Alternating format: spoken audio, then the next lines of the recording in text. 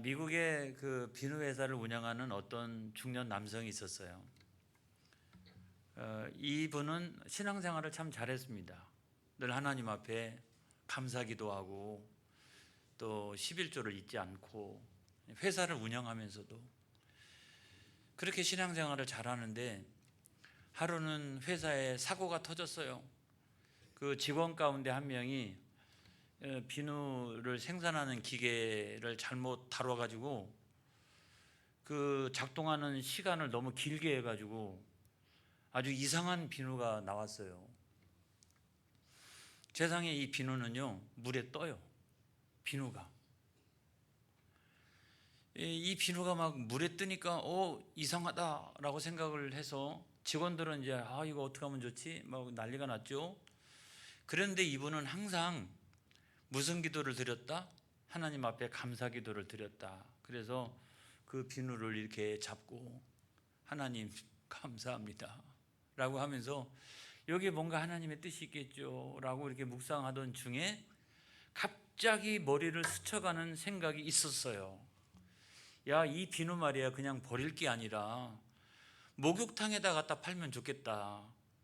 목욕탕에 그 물 위에 그 비누가 떠 있으면 사람들이 미끄러져 가지고 넘어질 위험도 없고 하니까 그걸 가지고 팔면 좋겠다라고 생각을 했어요.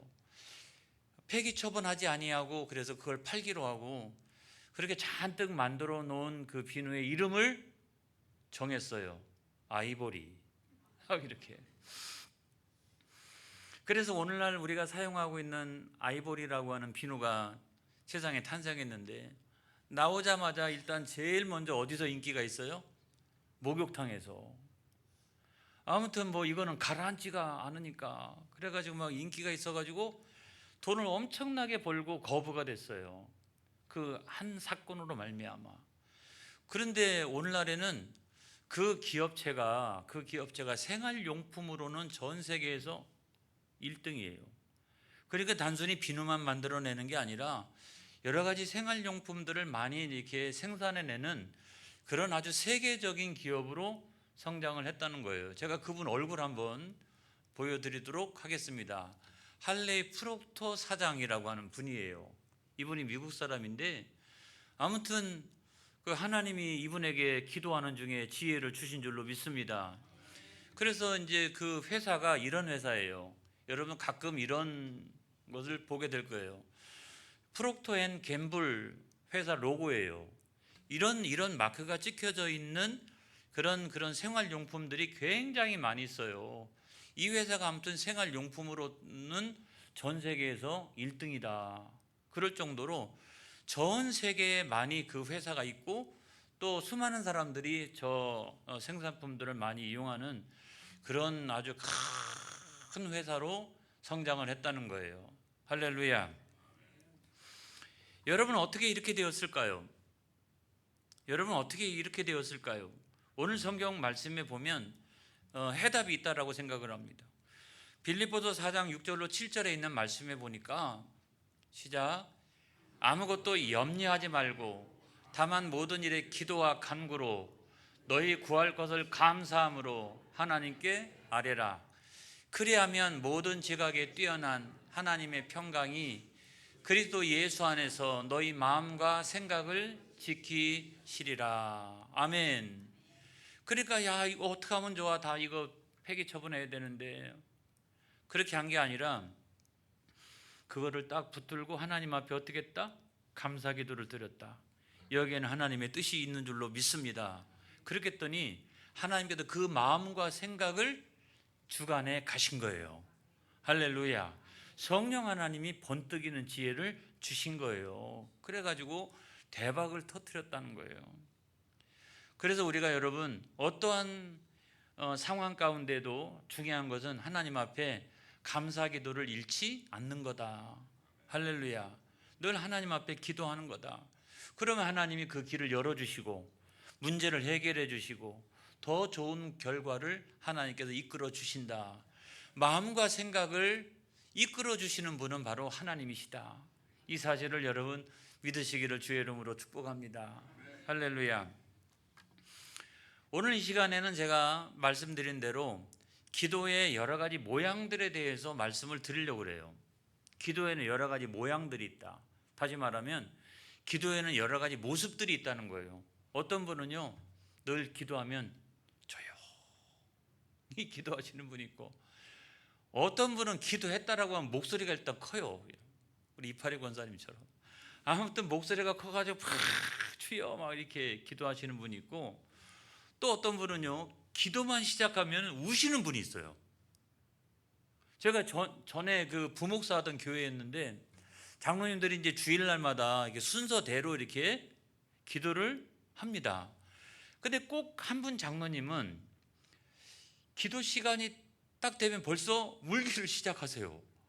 그래가지고 오늘은 좀 안 울었으면 좋겠다, 그렇게 생각을 해도 그분은 단에 딱 서면 어떠한 그 감화 감동이 있는지 우리가 다 이해할 수는 없지만, 그분은 꼭 처음이 아니면 중간쯤에, 또 그것도 아니면 오늘 그냥 잘 넘어가신다 싶으면 맨 마지막쯤 가가지고 이렇게 꼭 눈물을 흘리시는. 근데 그분의 기도가 굉장히 진실되게 성도들한테 영향을 미치고 굉장히 감화 감동을 주세요. 그런데 여러분, 이런 분 있죠. 막 기도할 때도 두 손, 무조건 기도하려면 두 손을 들어야 되시는 분들이 있어요. 우리 교회는 별로 없어 보여요, 진짜. 저 순복음 교회나 이런 데 가면, 제가 그 다니엘 기도회나 아니면 타교단 목사님들을 많이 만나게 될 기회가 많잖아요. 근데 그것도 유익이 있더라고요. 유익이. 교단마다 벌써 색깔이 틀려요. 우리 장로교들은 다 이렇게 하고 있어요. 그런데 순복음 목사님들은 벌써 기도를 하든지 찬양하든지 하면 벌써 손이 딱 올라와 있어요. 이렇게 딱. 그게 아주 그냥 자연스러워요. 그렇게 아주 자연스럽게 손이 올라와 있어요. 그리고 또 기도하다가 또 찬양하고, 또 찬양하다가 기도하시는 분도 있고, 또 어떤 분들은 방언으로 이렇게 기도하시는 분이 있는데, 우리 교회는 이 세 가지를 한꺼번에 하시는 분이 있더라고요. 한꺼번에. 가끔 여러분 우리 교회 와가지고 기도하시는 분이 있잖아요. 아이고, 지난주에는 그분 아들이 주일날 대예배 때 나왔길래 제가 깜짝 놀랐어요. 저분이 누구인가? 그렇게 생각했는데, 설교하면서 자세히 보니까 그분이 누구냐면 그 기도하시는 분의 아들, 그분이 주일날 세상에 대예배에 나왔더라고요. 제가 마음속으로 기도할 때, 하나님 아버지, 그분이 기도하고 아들이 와가지고 같이 기도하고 있는데, 하나님 이왕이면 여기서 기도하다가 이 교회 다니시면 되지. 제가 그렇게 기도하고 있는데 아드님이 지난주에 와가지고 저 뒤에서 왔다 갔다 하면서 예배를 드렸어요. 그런데 그 어머니가 꼭 그렇게 기도하세요. 처음에는 여기 아니 이런 자리에 혼자 와가지고 가만히 있다가 조금 있으면 어김없어요. 손을 들어 막 기도하다가 그 다음에 찬양을 하기 시작해요. 막 찬양을 막 이렇게 하다가 나중에는 방언으로 막 이렇게 기도하고, 그래가지고 그 세 가지를 한꺼번에 하시는 분이 그분이세요. 이렇게 기도의 모양이라고 하는 것도 참 여러 가지가 있더라. 여러 가지가. 그런데 어떤 기도의 모양이 가장 합당하냐? 여러분 어떨까요? 어떤 기도의 모양이 가장 합당할까요? 합당할까요? 저는 때때로 새벽 기도를 이렇게 인도하다가, 우리 교회는 주여 삼창하시고 제가 앞에서 그렇게 인도해도 저만 기도하고 있어요. 안 그래요? 장영자 권사님, 저만 막 이렇게 기도하고 있다가 이제 마치게 되는데, 그래서 안 되겠다. 그래서 언젠가는 한번 제가 앞에서 예배를 인도하는 게 아니라 뒤에서 좌석에 앉아 있을 때가 있어요. 오늘은 내가 아주 본을 보여주리라. 그래서 생각을 하고서 두 손 들어 소리를 벌려 주여 막 기도했는데, 제가요 2분도 못 갔어요. 왜냐하면 워낙 조용하니까. 고요한데 저만 두 손 들고 소리를 내가지고 다 기도하니까 일단 제 옆에 있는 분이 부담스러워하는 것 같더라고요. 그래서 제가 안 되겠다. 그래서 도무지 안 되겠다 이거. 그리고 또 주일 오후 예배 같은 경우는 막 뜨겁게 찬양하잖아요. 합심해서 우리가 막 기도하잖아요. 그렇죠? 기도합니다. 그러면은 아유, 기도가 좀 조용히 해야지. 우리 교회는 주일날 오후만 되면 너무 시끄러워. 이러시는 분들이 있어요. 어느 때는 너무 조용하시고, 어떤 때는 막 너무 시끄럽게 기도하시고. 그래서 기도라고 하는 게, 기도의 모양이라고 하는 게 여러 가지가 있는데 뭐가 가장 표준적인 것이고 뭐가 가장 성경적인 것이냐, 이런 것들을 우리가 좀 생각해 볼 필요가 있다는 거죠. 그런데 이제 성경에는 기도의 모양들에 대해서 어떻게 말씀하고 있느냐, 또 어떤 기도들이 성경에 등장하고 있느냐라고 보면, 따지고 보니까 우리가 알고 있는 모든 기도의 모양들이 성경에 다 있어요. 성경에 다 있어요. 이렇게 조용한 기도도 있고 막 큰 소리로 하는 기도도 있고 방언 기도도 있고, 모든 기도들이 다 있더라는 거예요. 그래서 여기에서 성경이 기준인데 성경에는 모든 기도의 모양들이 다 있다라고 하면 좀 조용히 좀 하세요, 이런 것도 안 된다는 거죠. 왜 이렇게 떠드는 거야, 왜 이렇게 시끄럽게 하는 거야, 이런 것, 이게 다 있다는 거죠. 그래서 표준적인 게 없다. 성경이 꼭 기도의 모양은 이렇게 하라고 하는 어떤 표준적인 것이 없다. 모든 기도의 모양들이 사실은 다 성경으로부터 나온 것이다. 여러분, 그렇게 우리가 이해를 해야 될 줄로 믿습니다. 그래서 찾아보니까 손 들고 하는 기도가 나오더라고요. 첫 번째가 손을 들고 기도함. 디모데전서 2장 8절에 있는 말씀에 보니까, 시작. 그러므로 각처에서 남자들이 분노와 다툼이 없이 거룩한 손을 들어 기도하기를 원하노라. 여러분, 디모데전서 사도 바울이 이야기를 했어요. 사도 바울이 아무튼 모든 사람들이 다 이와 같이 거룩한 손을 들어서 기도하기를 원하노라 라고 이야기했어요. 그래서 이제 저런 사도 바울의 말이 맞다라고 하면 우리는 다 기도할 때 어떻게 해야 돼요? 두 손 들어 해가지고 기도를 해야 되는 거겠죠. 근데 성경에는 꼭 그런 기도만 나와 있는 것도 아니고 무릎을 꿇고 기도하는 것도 있어요.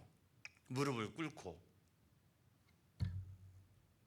자, 무릎을 꿇고 누가복음 22장 41절로 42절에 보니까, 시작. 그들을 떠나 돌 던질 만큼 가서 무릎을 꿇고 기도하여 이르시되 아버지여, 만일 아버지의 뜻이거든 이 잔을 내게서 옮기시옵소서. 그러나 내 원대로 마시옵고 아버지의 원대로 되기를 원하나이다 하시니 그랬어요. 여러분, 이 기도는 누구의 기도 같아요? 예수님 기도잖아요. 예수님의 기도 가운데도 그 어느 때 기도 같아요? 겟세마네 동산에서의 기도잖아요. 감람산 그 겟세마네 동산에서의 그 기도. 그때 예수님께서는 어떻게 기도하셨다? 무릎을 꿇고서 기도하셨다. 그 예수님께서 보여주신 모양은 바로 그런 것이에요. 그 다음에 여러분, 그 심한 통곡과 눈물로 기도함도 있어요. 자, 히브리서 5장 7절에 있는 말씀에 보면, 제가 이 본문 보고도 그 장로님 생각이 났어요. 기도할 때마다 이렇게 우시는 그 장로님 생각이 났어요. 다 같이 시작. 그는 육체에 계실 때 자기를 죽음에서 능히 구원하실 이에게 심한 통곡과 눈물로 간구와 소원을 올렸고 그의 경건하심으로 말미암아 들으심을 얻었느니라. 여러분, 이 히브리서에 있는 말씀이지만 누구의 기도 같아요? 예수님의 기도 같잖아요. 그러니까 예수님의 겟세마네 동산의 기도를 더 구체적으로 표현한 거죠. 그래가지고 이게 그 통곡하면서 눈물로 하나님 앞에 기도했다. 이런 기도의 모양도 있는 거죠. 이런 기도의 모양도. 그 다음에 보면, 그 다음에 올려주세요. 자, 큰 소리로 기도함. 큰 소리로. 그래서 큰 소리로 기도하는 것도 성경에 나와 있어요. 누가복음 18장 39절에 있는 말씀에 보면, 시작. 앞서가는 자들이 그를 꾸짖어 잠잠하라 하되 그가 더욱 크게 소리질러 다윗의 자손이여 나를 불쌍히 여기소서 하는지라. 이 본문은 여리고의 맹인 소경 바디메오가 계속 쫓아오면서 그 아무튼 다윗의 자손이여 나를 불쌍히 여기소서라고 하니까 제자들이 꾸짖으면서 잠잠하라고 한 거거든요. 그러니까 막 더 큰 소리로 이렇게 부르짖어서 기도했던 거거든요. 이게 소경 바디메오의 그 기도, 이 기도는, 그러니까 기도라고 하는 게 그 사람의 상황, 그죠? 상태, 이런 것하고 연관성이 있는 것 같아요. 내가 절박한데 내가 지금 예수님 지나가시는데 지금 이때 아니면 내가 지금 해결이 안 되는데, 그러니까 그 소경 바디메오는 지금 이 순간이 자기한테는 가장 절박한 상황이요, 지금 그 기회를 만났는데 그 기회를 놓치면 어떻게 해요? 주여, 이렇게 하면 되겠어요? 막 지나가지고 군중들이 막 때를 지어가지고 막자지껄하면서 가고 있는데 자기의 존재감이 드러나지 않지 않습니까? 물론 예수님은 다 아시지만 당신에게도 능력이 나가는 것도 다 아시는 분이세요. 그럼에도 불구하고 막 그런 상황에서 주여 저를 고쳐주시, 이러면 되겠냐고요. 그러니까 쫓아다니면서 있는 대로 큰 소리로 외치면서 그와 같이 기도를 했을 것이다 라고 생각합니다. 할렐루야. 그 사람의 상태, 그리고 그 주변의 환경, 이런 것과 연관성이 있으리라고 생각을 합니다. 그 다음에 밤마다 눈물로 기도함, 누군지 알겠죠? 그렇죠? 시편 6편 6절에 있는 말씀, 시작. 내가 탄식함으로 피곤하여 밤마다 눈물로 내 침상을 띄우며 내 요를 적시나이다. 여러분, 사람이 눈물을 아무리 많이 흘려도 침상을 띄우는 사람이 어디 있어요? 근데 굉장히 시적인 표현인 거죠. 그만큼 눈물 범벅이 돼가지고 내 침상을 온통 다 적시나이다, 이런 표현 아니겠어요? 이때가 여러분, 다윗이 중한 병에 걸렸어요. 병에 딱 걸리고 나니까 무슨 생각이 드냐면, 내가 지은 과거의 죄들이 많잖아요. 다윗도 이 죄들이 다 생각이 나고, 이 중한 질병에 걸려있는 자신 자체가 하나님의 징계를 받는 것이라고 생각을 했던 거예요. 징계를 받는구나 내가. 그러니까 내가 예전에 잘못했던 거 하나씩 하나씩 다 이렇게 생각을 해보니까, 여러분, 그 죄가 얼마나 하나님 영광을 가리고 말이죠. 자기는 왕인데 그러면 안 되는데. 그러니까 보통 회개한 게 아니에요. 저녁마다 눈이 막 짓무를 정도로, 아주 침상을 적실 정도로 그와 같이 밤마다 회개하면서 하나님 앞에 기도했다는 거죠. 할렐루야. 그래서 여러분, 다윗이 위대한 왕이 된 줄로 믿습니다. 그냥 죄가 없는 사람이 어디 있어요? 그리고 다 누구든지 허물도 있고 다 이런 거지. 문제는 하나님 앞에 죄를 고백하고 용서를 구하며 달려나가는 일이 중요한 거 아니겠어요? 할렐루야. 그 다음에 여러분, 또 속으로 기도하는 것 같아요. 속으로 혼자. 이것도 있어요. 사무엘상 1장 13절에 있는 말씀인데, 시작. 한나가 속으로 말하며 입술만 움직이고 음성은 들리지 아니하므로 엘리는 그가 취한 줄로 생각한지라. 분인나가 그냥 자기는 자식 있고 여기 자식 없다라고 해가지고 막 격분하게 해가지고 그냥 성소, 실로의 그 성소에 들어가가지고 기도하는데 어떻게 기도했어요? 음성은 들리지 아니하므로 엘리는 그가 취한 줄로 생각하니라. 그러니까 입술만 움직였다는 거죠. 이렇게 입술만 이렇게 막 혼자 하니까 엘리 제사장이 볼 때는 이거 술 먹고 와가지고 여기서 지금 넋두리 하고 있구나, 그렇게 생각할 만큼 그렇게 속으로 이렇게 기도했다.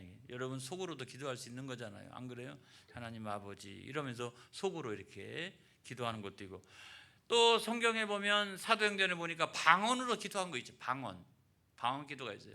사도행전 2장 4절에 있는 말씀에 보니까, 시작. 그들이 다 성령의 충만함을 받고 성령이 말하게 하심을 따라 다른 언어들로 말하기를 시작하니라. 여러분, 성령 충만함을 받고 방언을 말하기 시작하고 방언을 하면서 나가가지고 각 나라 언어로 복음을 전한 거 바로 직전에 이 말씀이 있어요. 마가다락방을 떠나기 전에 거기서 그들은 이미 성령의 충만함을 받고 방언으로 말하기를 시작하니라. 방언으로 기도하기를 시작하니라. 그 방언 기도를 하고 나가서 어떻게 했다? 나가서 방언으로, 외국말로 복음을 전하기 시작했다는 거죠. 할렐루야. 그러니까 성경에 보면 이게 여러 가지 모양이 있다고요. 기도에는 여러 가지 모양들이 있다. 그거는 그 사람의 상태와 주변의 환경과 여러 가지 요인이 있지만, 성경은 어디에고 그 기도가 잘못됐다라고 말씀하지 않는다. 그 기도의 모양이 잘못됐다라고 말씀하지 않는다라고 생각을 합니다. 그래서 기도의 어떤 모양들은 아주 다양하게 있다 하는 말씀을 드리고, 그 다음에 이제 그 기도의 순서에 대해서 제가 말씀을 드릴게요. 여러분들이 잘 아는 건데도 불구하고 제가 다시 한번 정리한다라고 하는 의미에서 기도학교를 시작했으니까 이 순서를 다시 한번 가르쳐 줘야 되는 거 아니겠어요? 그렇죠? 기도에도 그 다 순서가 있다.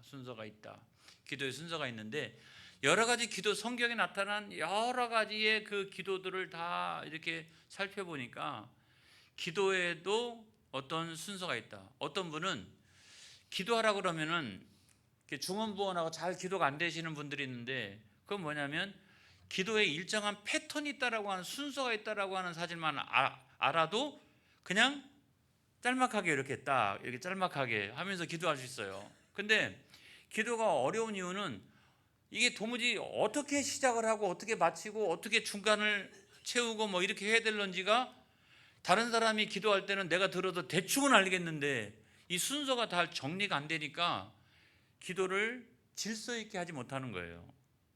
근데 기도라고 하는 건 꼭 이 질서를 지켜야 된다 이런 말씀은 결코 아니에요. 아닌데도 불구하고 이런 질서를 가지고 기도를 해나가는 것이 좋다 하는 말씀을 드리면서 자, 첫 번째는 이거죠. 찬양과 영광. 그래서 그냥 저는 예시를 들어놓은 거예요. 예시를. 맨 첫 번째가 찬양과 영광. 하나님 앞에 기도하는데 기도의 대상이 하나님이시잖아요. 그러니까 기도의 초점이 명확한 거 아니겠어요? 내가 지금 누구를 향해서, 그러니까 하나님을 향해서. 그래서 제가 그냥 예시로 들어놓은 건데 그냥 이렇게 기도를 시작하시면 좋다 이런 말씀이죠. 찬양과 영광을 받으시기에 합당하신 하나님 아버지, 존귀와 영광을 이 시간 올려드립니다. 할렐루야. 아니 이건 예시라고요. 다음 주부터 꼭 이렇게 하라는 말씀은 아니고요. 일단 하나님이 충분하게 찬양과 영광을 받으시는 게 좋다. 예를 들어서 만약에 혼자 내가 이렇게 지금 기도하고 있다. 지금 아무도 없고 여기 지금 예배당 안에 또는 기도실 안에 중보기도실 안에 이러면 뭐가 좋으냐면 찬양과 영광을 아예 기도 안에 포함시킬 것도 없이 찬양을 충분히 하고 아버지 영광 받아 주옵소서 막 이렇게 찬양을 혼자 이렇게 충분히 이렇게 하고 그러고 난 다음에 기도를 시작하는 것도 좋다. 할렐루야. 우리가 오후 예배 때 앞에서 찬양을 충분히 하고 그러고 난 다음에 기도회가 시작됩니다. 그러면서 우리는 거기서 뭐 찬양 받으시기에 합당하신 뭐 그거 하지 않더라도 이미 찬양 가운데 다 있잖아요. 모든 영광과 뭐 이러면서 찬양 가운데 다 있잖아요. 그래서 그 찬양과 그 다음에 기도가 자연스럽게 연결이 되어지면 더 좋다. 혼자 계실 때는 제가 좋아하는 찬양들 있지 않습니까? 복음성가 있지 않습니까? 이래가지고 찬양하고 하나님 영광 받으세요. 하나님 영광 받으세요. 내가 얼마나 하나님 사랑하시는지 하나님 아시죠? 내가 이 찬양을 통해서 오늘 아무도 없으니까 제가 한번 불러보겠습니다. 라고 하면서 하나님 찬양하고 그러고 난 다음에 기도를 시작해도 좋다. 그것처럼 맨 앞에는 하나님 앞에 찬양과 영광이 있어야 된다. 그런 말씀을 드리는 거고 그 다음에 두 번째 순서는 뭐냐면 죄의 자백이 있어야 돼요. 죄의 자백. 그러니까 회개 기도 뭐 이럴 수도 있지만 저는 이 죄의 자백 이게 더 좋다고 표현합니다. 자, 요한일서 1장 9절에 있는 말씀에 보면 시작. 만일 우리가 우리 죄를 자백하면 그는 미쁘시고 의로우사 우리 죄를 사하시며 우리를 모든 불의에서 깨끗하게 하실 것이요. 그래서 저는 회개기도 또는 죄의 자백은 뭐냐? 내가 지금 거룩하신 하나님 앞에 기도로 나가고 있지 않습니까? 기도로 나가고 있는데 내가 하나님 만나도 내가 하나님 앞에 구할 것이 있어요. 구할 것이 있는데 먼저 지나온 나의 삶을 생각해 보면 지난 한 주간 동안에도 내가 마음으로 죄짓고 행동으로 죄짓고 했던 것이 얼마나 많이 있어요. 이런 것들을 생각하면서 나의 죄를 자백하는 것은 그건 절대로 부끄러운 것이 아니라 거룩하신 하나님을 만날 때 내가 거룩한 그릇을 준비하는 것이다. 이거는 하나도 토해놓지 않고 그렇게 잘못하고 밤이고 낮이고 그냥 죄 지으면서도 하나님의 백성이라고 그게 아니라 아무튼 세 번째로 중요한 거는 이거라는 거예요. 죄의 자백. 이거는 하나님 앞에서 나로 하여금 깨끗한 그릇을 준비하고 지금 하나님께로 나가는 것이다. 여러분 그렇게 생각하면 얼마나 좋아요. 안 그래요? 부끄럽지 않잖아요. 뭐 저도 마찬가지예요. 그러니까 다 우리가 누구든지. 그래서 하나님 아버지, 하나님은 거룩하신 하나님이에요. 내가 거룩한 그릇을 준비하며 이 시간 하나님 앞으로 나갑니다. 내가 얼마나 더러운 사람인지, 내가 마음으로 지은 죄도 얼마나 내가 흉악한 죄인인지 알 수가 없습니다. 내가 예수 믿노라 하면서도 여전히 나는 죄짓고 타락하고 하나님의 자녀라고 얘기하면서 나는 정말 부끄럽습니다.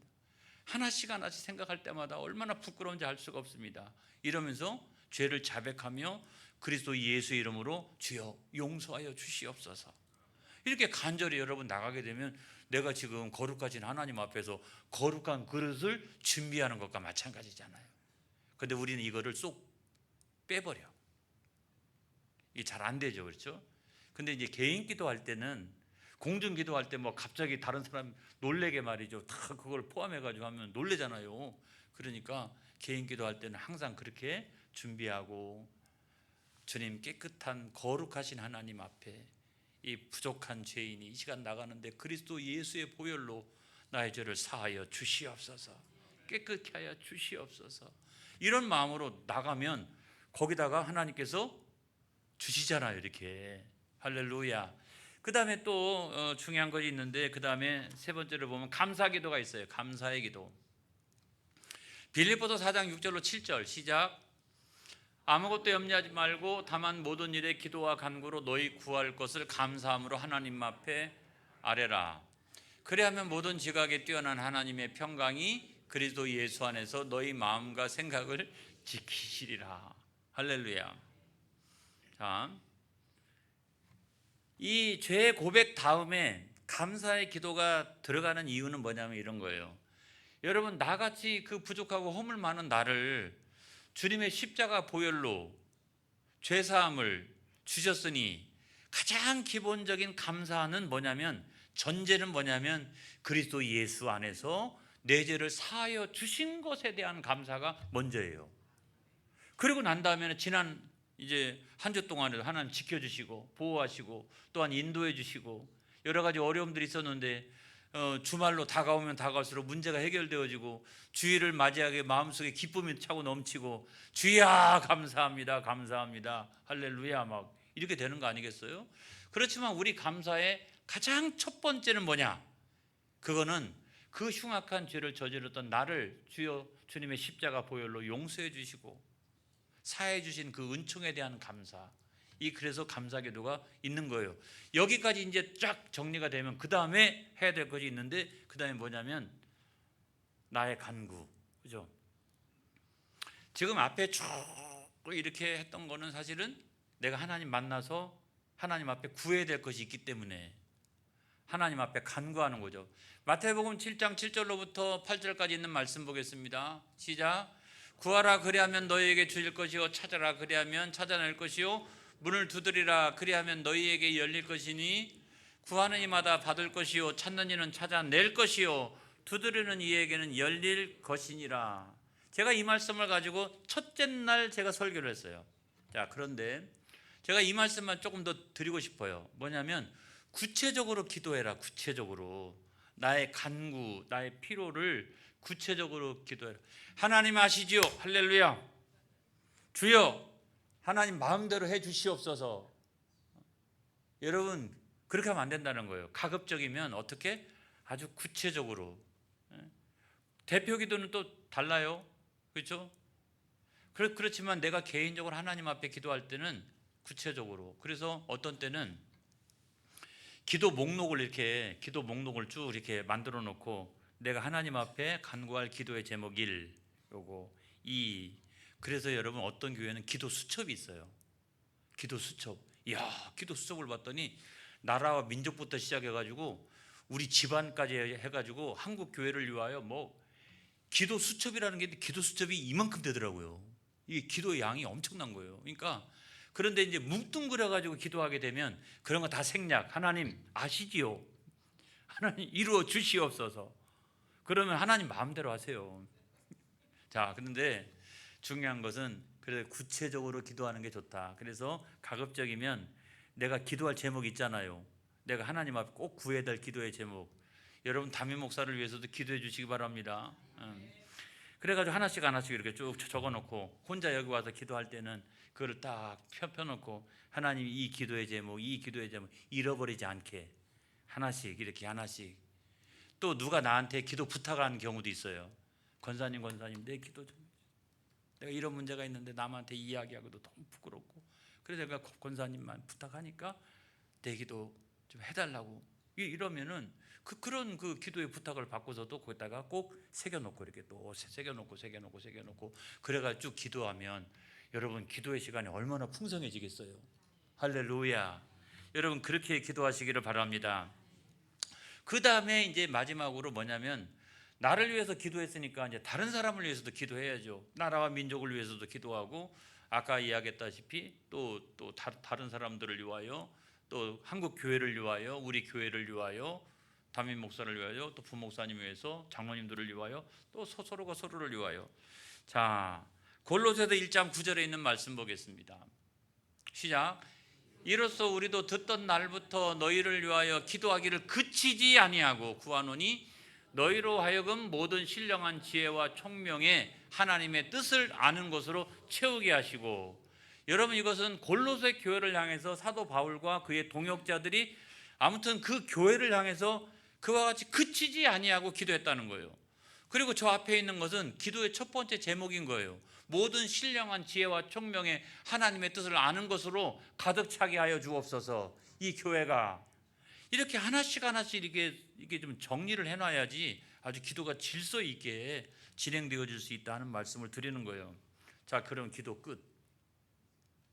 기도는 이런 5가지.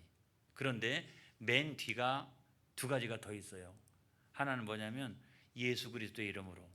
오직 우리의 중보자는 유일한 중보자는 예수 그리스도시다. 그래 하나님 아버지 내가 찬양과 영광, 죄의 자배, 그다음에 그 감사의 기도, 나의 간구, 다른 사람을 위한 기도, 이 모든 것을 내가 예수 그리스도의 이름으로 기도하오니 예수 그리스도만이 하나님께서 들으시는 가장 중요한 중보자의 이름이라고 하는 사실을 여러분 믿으시기 바랍니다. 유일한 이름이라고 하는 사실을 믿으시기 바랍니다. 그래서 내 이 모든 기도를 누구의 이름으로? 예수 그리스도의 이름으로. 어떤 분은 주님 이름으로 기도합니다 그러더라고요. 그래서 제가 가끔 노예에서도 가끔 어떤 목사님들은 꼭 그렇게 하는데 저는 그렇게 안 했으면 좋겠어요. 그 주님 이름으로 한다고 하는 것이 예수 그리스도 이름으로를 저는 포함하는 것이라고 생각하지만 이왕의 기도를 똑부러지게 하려면 유일한 중보자는 예수 그리스도, 그 이름의 권세, 그 권세를 의지하여 우리가 기도함으로 나가야 됩니다. 할렐루야. 그렇게 해야 되는 거예요. 왜 다르게 하는지 저는 그래서 그분을 좀 따져볼까 그랬는데 습관이더라고요. 습관. 그 다음에 맨 마지막에는 뭐가 있어야 된다? 아멘 해야 될 거 아니겠어요? 예수 그리스도의 이름으로 내가 기도합니다. 그러니까 하나님 받아주시옵소서. 아멘으로 마무리 짓는 거는 지금까지 2가지가 있어요. 자, 아멘은 2가지가 있다. 하나는 소망, 하나는 믿음.